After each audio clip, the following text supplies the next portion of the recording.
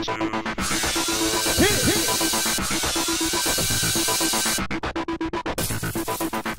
everybody, welcome to another recap of Hell's Kitchen. Last week Melissa was cut.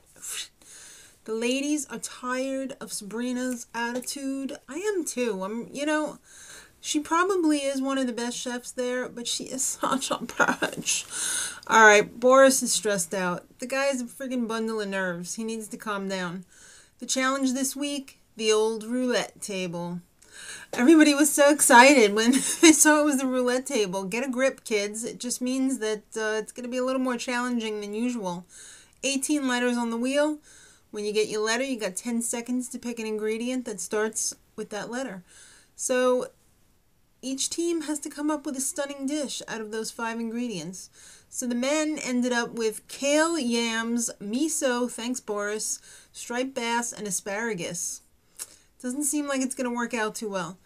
The ladies, rutabaga, cauliflower, bok choy, fennel, salmon, even harder. Alright, so 30 minutes later, that was not a lot of time to come up with a dish. It was a tough decision, right, Ramsey?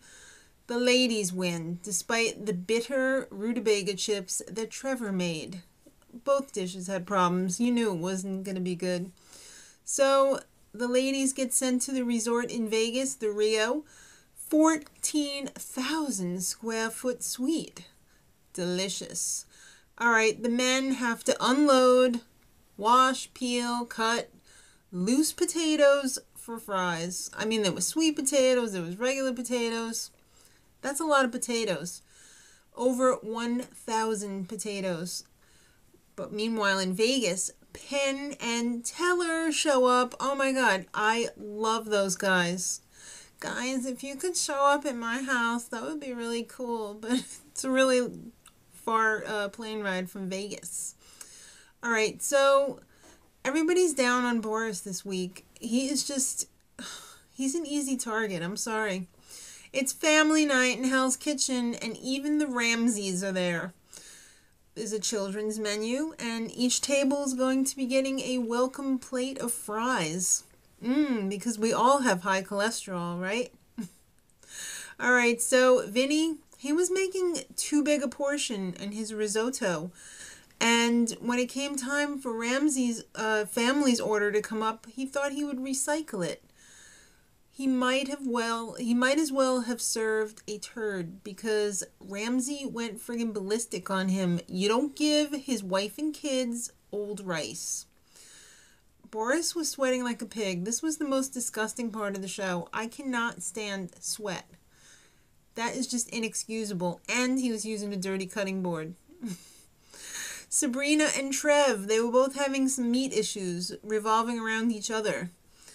Rob kept Jack waiting. And you know who Jack is. It's Ramsey's kid. He didn't get his macaroni and cheese right away. And how many people noticed that when he ate it, it was dripping? Macaroni and cheese is not supposed to drip. I don't think it was that good. They actually finished the service and 90% of the people walked away happy. That's really high. I don't know. With the 10% Ramsey's family? I don't know, because I wouldn't want to be eating no drippy macaroni and cheese. So each team has to nominate 2 people. So they came up with Sabrina and Nona for the girls' team and Rob and Boris for the guys' team. So Ramsey knocked it down to Nona and Rob. Rob was complaining, had no support on the garnish station. Nobody was helping me out. You had no support? Yeah. Give me your jacket. It's dirty. Here's a clean one. Nice fake. Everybody got back in line. Nobody's going home. They got a free pass because they had a banging out service. So now it's time for part 2. The 100th service. And I must say that I'm pretty overwhelmed. I'm really tired of these 2-hour, episodes, Ramsey.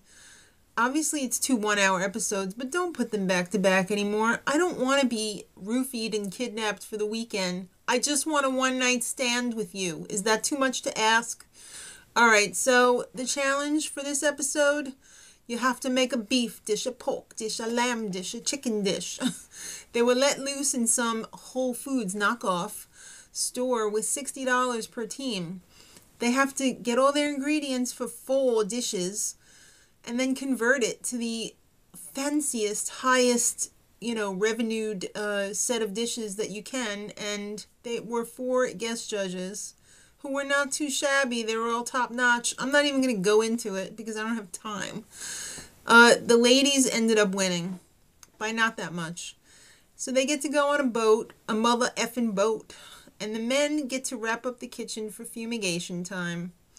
Alright, so Trev is totally PMSing. He's like a woman, so he was probably a good choice to put on the women's team.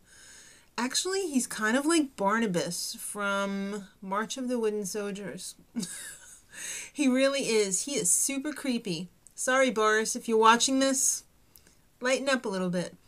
So it's a black tie event in Hell's Kitchen because, as I said before, it's the 100th episode. It's by invitation only, and he even got a blimp. So at the chef's tables is 4 former Hell's Kitchen winners. Nice to see them. They're still alive. I can only imagine what happened to the others. The ladies this time tried the old risotto trick. Were they not paying attention when it didn't work for the guys?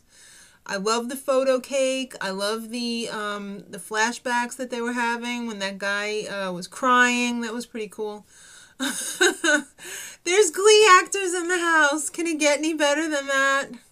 You gleeks. And Trevor was basically falling apart the whole episode. His gnocchi was sucky. Vinny's lobster was chewy. Everybody was helping Trev with the garnish. And when I mean everybody, I mean everybody on his team was on the garnish station. And he still couldn't do it. Rob missed one of the chicken dishes on his ticket.